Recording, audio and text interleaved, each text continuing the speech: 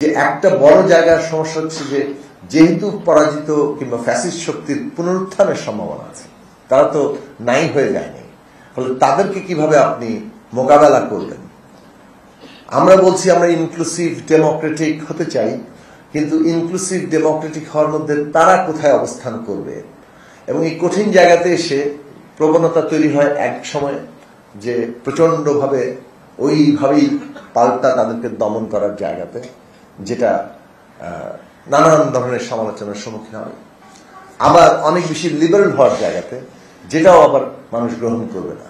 এই থিন লাইনটা বের করাটা খুব ইয়ের জায়গা, ফ্যাসিস্টদের এই পুরো সিস্টেমটাকে বদলানো কিন্তু ইনক্লুসিভ হওয়া এবং ফ্যাসিস্টদের পুনরুত্থান ঠেকানো, এই তিনটে কাজের সম্মিলন করার কাজটা অন্তর্বর্তী সরকারের, পরবর্তী রাজনৈতিক সরকারগুলো যারা নির্বাচনের মধ্যে দিয়ে আসবেন, এইটা কোনো সহজ সাপটা রাস্তা নাই আমার কাছে।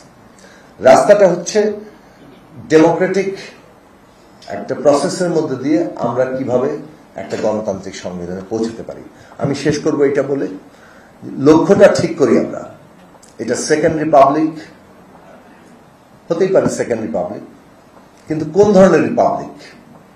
এটা যে আবশ্যিকভাবে একটা গণতান্ত্রিক রিপাবলিক, এই বিষয়ে আমরা জাতীয় ঐক্যমত্য তৈরি করি এবং সেটার ফাউন্ডেশন হবে একটা গণতান্ত্রিক সংবিধান।